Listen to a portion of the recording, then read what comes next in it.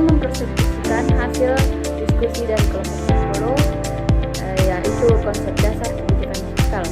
Pertama itu definisi kebijakan fiskal.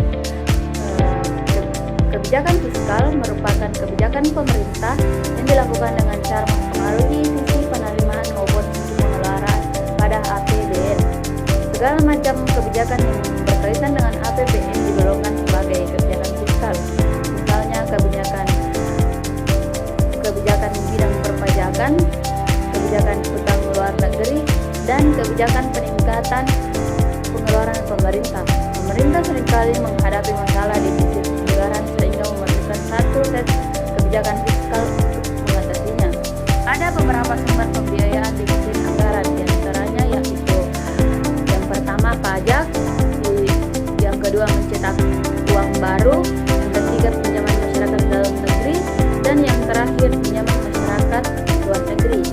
Kebijakan fiskal mengacu pada tindakan pemerintah yang berkaitan dengan pengeluaran dan pendapatan negara untuk mencapai tujuan-tujuan ekonomi tertentu. Konsep dasar kebijakan fiskal meliputi beberapa prinsip utama. Yang pertama, pengeluaran dan pendapatan. Kebijakan fiskal melibatkan pengaturan pengeluaran dan pendapatan pemerintah. Pengeluaran pemerintah termasuk dalam pembangunan infrastruktur, layanan publik, dan program-program sosial, sedangkan pendapatan pemerintah diperoleh melalui pajak, pinjaman, dan sumber-sumber lainnya. Kedua, ada tujuan ekonomi. Kebijakan fiskal dirancang untuk mencapai berbagai tujuan ekonomi seperti pertumbuhan ekonomi yang stabil, inflasi yang terkendali, tingkat pengangguran yang rendah, distribusi pendapatan yang adil, dan kesejahteraan sosial. Tiga, pengaruh terhadap agregat demanda. Kebijakan fiskal dapat memengaruhi agregat pemerintah di dalam perekonomian melalui pengeluaran dan pendapatan pemerintah. Kebijakan fiskal ekspansif, pemerintah peningkatan pengeluaran atau mengurangi pajak mendorong pertumbuhan ekonomi, sedangkan kebijakan fiskal kontraktif, pemerintah mengurangi pengeluaran atau meningkatkan pajak, bertujuan untuk mengendalikan inflasi dan defisit anggaran. Keempat, dampak distribusi. Kebijakan fiskal juga memiliki dampak distribusi terhadap pendapatan dan kekayaan. Pajak dan subsidi yang diterapkan oleh pemerintah dapat memengaruhi distribusi pendapatan dan kekayaan di antara berbagai kelompok masyarakat. Yang kelima, keberlanjutan fiskal. Penting bagi pemerintah untuk mempertimbangkan keberlanjutan fiskal dalam merancang kebijakan fiskal. Ini melibatkan pengelolaan defisit anggaran dan utang pemerintah agar tidak mengancam stabilitas ekonomi jangka panjang.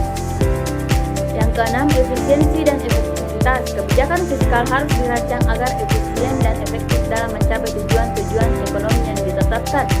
Hal ini melibatkan evaluasi terus-menerus terhadap kinerja kebijakan yang diterapkan serta penyesuaian yang diperlukan. Dan yang terakhir, sinkronisasi dengan kebijakan moneter. Kebijakan fiskal harus disinkronkan dengan kebijakan moneter atau pengaturan suku bunga dan kebijakan bank sentral untuk mencapai stabilitas ekonomi yang optimal. Sinkronisasi ini membantu menghindari konflik kebijakan yang dapat mengganggu stabilitas ekonomi. Adapun fungsi dari kebijakan fiskal yaitu yang pertama, mengatur pertumbuhan ekonomi, yang kedua, stabilisasi siklus bisnis, yang ketiga, distribusi pendapatan dan kekayaan, yang keempat, pembiayaan program publik, dan yang terakhir, mengendalikan defisit dan utang. Jenis kebijakan fiskal. Kebijakan fiskal adalah kebijakan pemerintah yang terbagi menjadi beberapa kategori, yaitu dari segi teoretis. Kebijakan fiskal dari segi teoretis dibagi menjadi tiga, yaitu kebijakan fiskal fungsional, terencana, dan insidental. Kedua, dari segi penerapan. Jenis kebijakan fiskal dari segi implementasinya ada dua, yaitu kebijakan fiskal ekspansif dan kontraktif. Yang ketiga, dari segi neraca pembayaran. Jenis kebijakan fiskal dari segi neraca terbagi menjadi empat, yaitu kebijakan fiskal seimbang, surplus, defisit, dan dinamis. Selanjutnya, instrumen kebijakan fiskal. Ada beberapa contoh instrumen kebijakan fiskal yang berpengaruh dan tanpa perlu banyak penjelasan, berikut akan kita jelaskan tentang kebijakan fiskal di bawah ini. Yang pertama itu anggaran. Anggaran suatu negara adalah instrumen yang berguna untuk menilai fluktuasi suatu perekonomian. Prinsip-prinsip anggaran yang berbeda telah dirumuskan oleh para ekonom yang dikenal sebagai anggaran seimbang tahunan.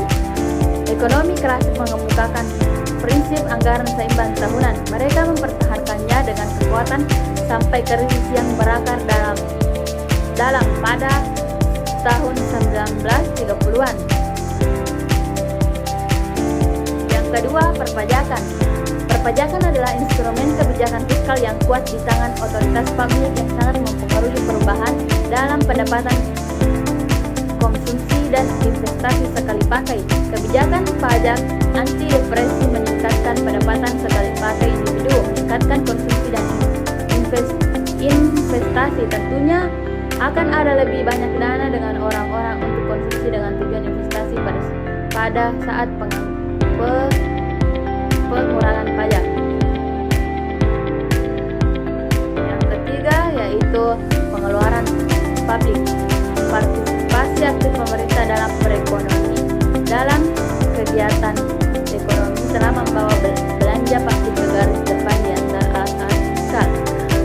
Variasi yang tepat dalam pembelanjaan publik dapat memiliki efek yang lebih langsung pada tingkat kegiatan ekonomi daripada pajak, seperti contoh barang pajak.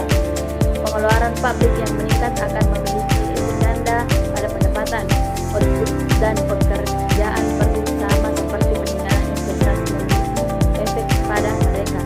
Demikian pula, pengurangan pembelanjaan publik dapat mengurangi tingkat kegiatan ekonomi melalui operasi kebalikan dari penggandaan pengeluaran pemerintah. Yang keempat yaitu pekerjaan umum.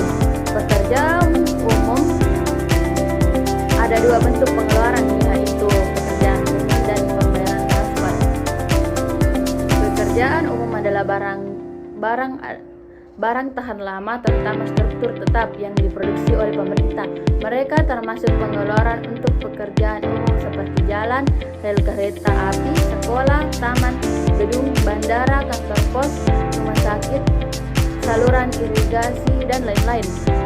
Yang kedua yaitu pembayaran transfer. Pembayaran transfer adalah pembayaran seperti bunga atas hutang publik, subsidi, pensiun, pembayaran bantuan, pengangguran, manfaat asuransi dan jaminan sosial, dan lain-lain. Yang kelima yaitu hutang publik. Hutang publik adalah senjata fiskal yang bagus untuk melawan inflasi dan deflasi.